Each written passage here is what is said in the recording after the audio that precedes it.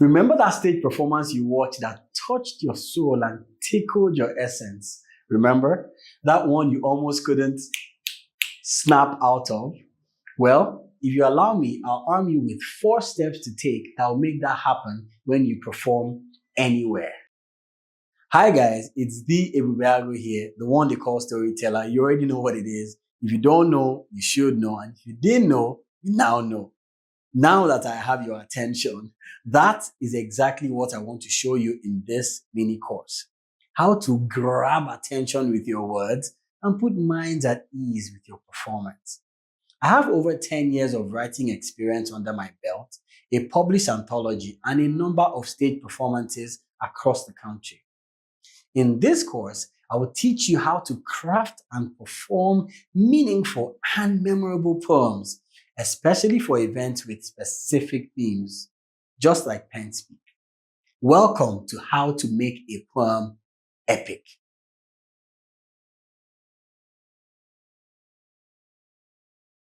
So the first step in making your poem truly epic is to explore the theme. Every good poem starts with an idea, but when writing for a specific event, you need to go deeper. You need to explore the theme. Here's why. The theme is essentially your compass, or Google Maps if you'd like. It guides you in the right direction so your poem resonates with the audience. Let's use the theme resilience as an example. What does resilience mean to you? Is it pushing through tough times? Standing tall after failure, or maybe it's the quiet strength of a single flower growing through a crack in the pavement, or more relatably, maybe it's the jokes, laughter, and endless memes Nigerians are known for, even through potentially depressing conditions. Here are 2 techniques that could help you to truly explore the theme. 1, mind mapping. Start with the theme in the center of a blank page and let your ideas branch out. Could be resilience, growth, peace, or whatever else. Write out words, phrases, feelings, or anything else that comes to mind related to that theme. Don't hold back.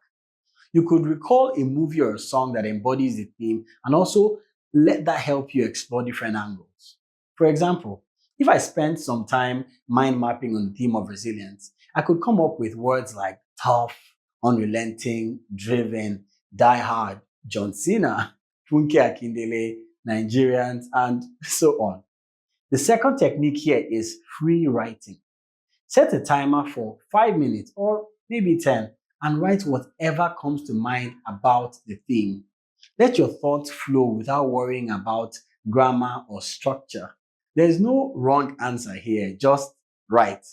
Get it? For instance, let's choose the theme friendship. In free writing, or in my case right now, free speaking, I could say, I remember growing up around people that made me feel warm and fuzzy. People that brought out both tears and laughter from me. I remember how we would play and fight and eat and learn and do all the things that make life worth living together. I remember missing them when I went home and waking up with the thoughts of meeting them. Dependable, loving, supportive were words I could use to describe how I thought of them. Let me stop here. I think you get the idea. I wasn't thinking of punchlines or rhyming scheme here. I was just going. Now, you try it. Note, for research, the likes of Google and ChatGPT are your friends. Make them work for you. Now, here's a prompt for you. Use the theme resilience and practice the 2 techniques we just looked at. With each technique, write out as many words, phrases, and emotions associated with it. This is how you explore the theme.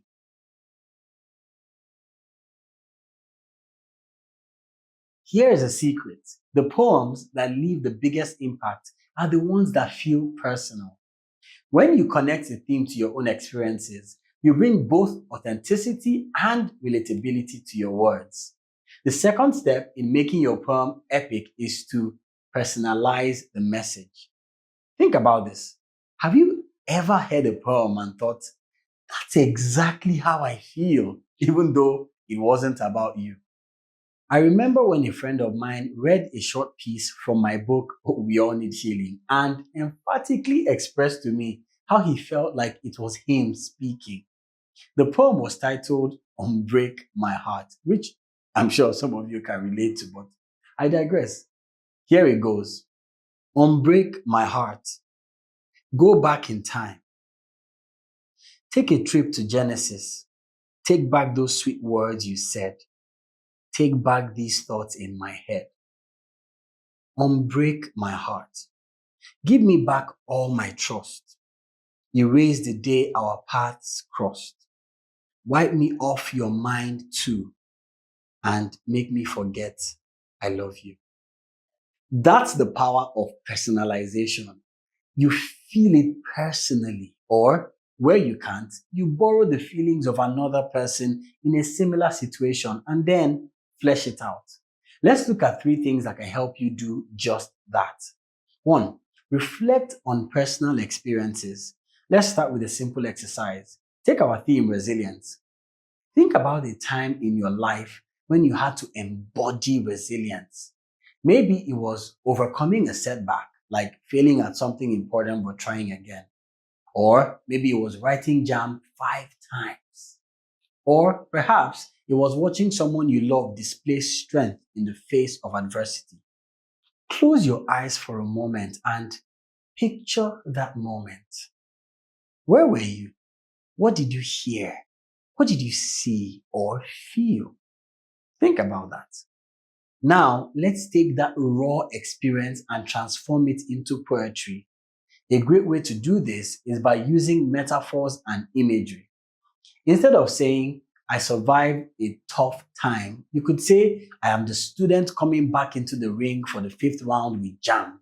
Or, I am the flame that will not be snuffed out even when the wind blows. Do you feel the difference? Metaphors take your personal story and make it universal, helping your audience not just hear your words, but feel them. Try to think of the emotions tied to your experience. For resilience, it might be hope, strength, or determination. Build your lines around these emotions. The third one, the relatability factor. Here's the magic of spoken word poetry. The more personal you make it, the more relatable it becomes. When you talk about your struggles or triumphs, someone else will see themselves in your words. For example, if your metaphor is, I rebuilt my life brick by brick, someone else might think about their own process of rebuilding after heartbreak, failure, or loss. That's the beauty of poetry. Your story becomes our story. Now is your turn. Write a short paragraph about a time you embodied the theme resilience. Once you've written it, highlight key phrases or emotions and turn them into metaphors. For example, a story like, I was knocked down, but I stood back up every time. And the metaphor could be, I am the seed that springs up when trampled and buried underground. You get the idea. So remember, the heart of spoken word poetry lies in your ability to make the personal universal. By sharing your experiences authentically, you invite your audience into your world, and that's where the magic happens.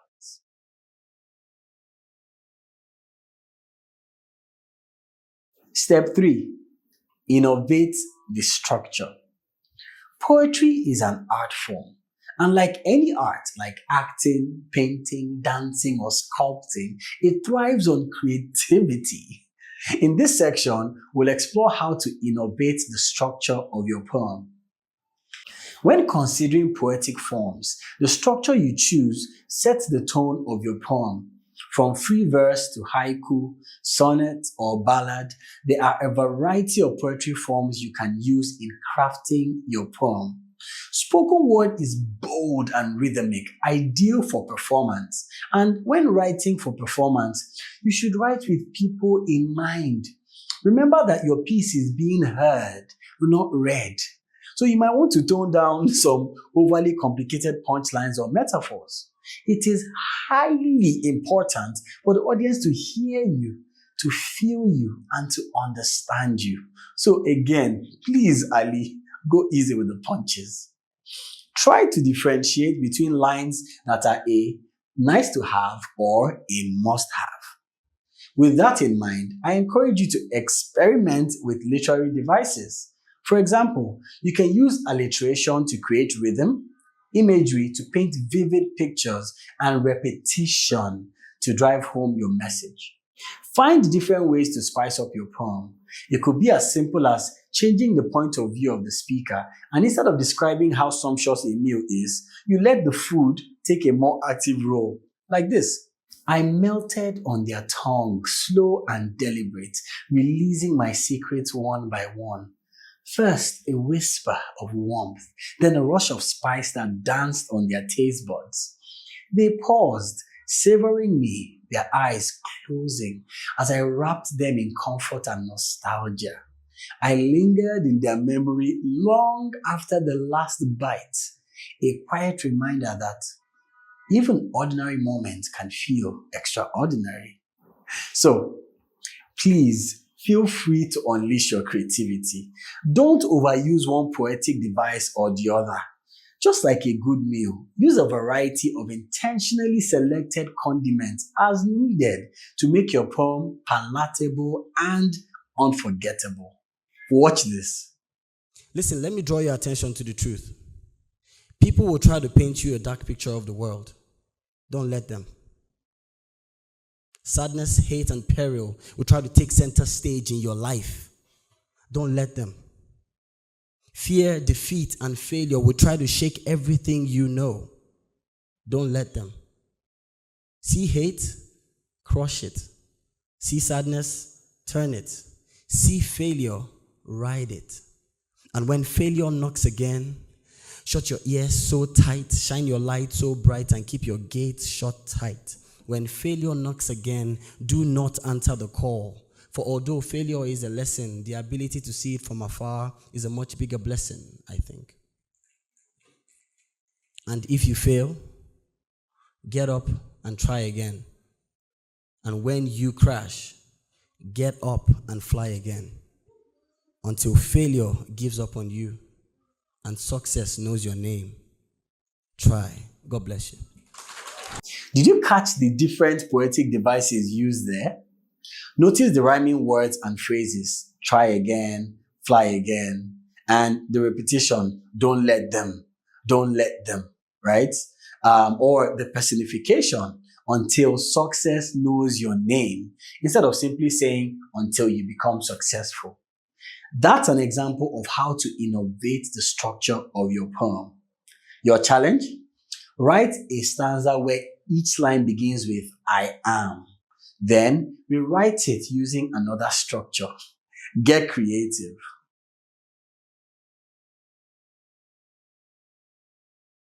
Step 4, connect with the audience. Writing your poem is half the battle. Performing it is where the magic happens. Your tone, pace, and body language can turn words into a powerful experience. Here's how. Tone. You can and should adjust your voice to reflect the emotions in your poem. Pace. Slow down for impactful lines and speed up for moments of excitement. 3, body language. Use gestures and expressions to emphasize your message. Let's have a look at Harry Baker's performance of his poem, Wonderful. Take note of how his tone, pace, and gestures bring the words to life. Of all the words you'll ever hear, remember these. Life is too short to eat celery. Life is too long to feed jealousy.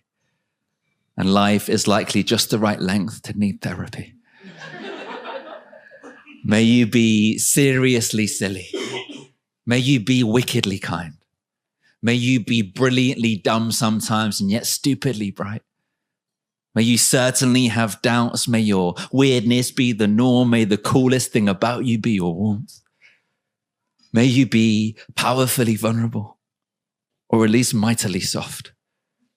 May you be a contradiction and yet at the same time not. And whether you are any, none, or all of the above all, may you know that you are loved. May you understand that it's okay to change your mind. And thank you in advance for all the ways you're changing mine. May you always make room for playfulness. It may just save your life, and trust whatever makes your heart grow cannot be a waste of time. It may not make you money. It may not even make sense. But if it makes you happy, it is worth it in the end, and it is worth it at the time, and it deserves your very best, and you were never too busy to catch your breath. Just as you cannot be in traffic without being traffic. Life is not something that you are stuck in while it happens. There is more in you than you can possibly imagine. The very fact that you exist makes everything a bit more magic. When it all feels too much, there is little you can do. May you still see the best in people, and may people include you. May one thing match the gravity of all you've ever done. This wonderful reality. The best is yet to come. Chills. That's where I want you to get to, and I believe you will. Your task? Record yourself performing your poem. Focus on your delivery, and then watch how you fared. You can even share with your friends to get their feedback as well.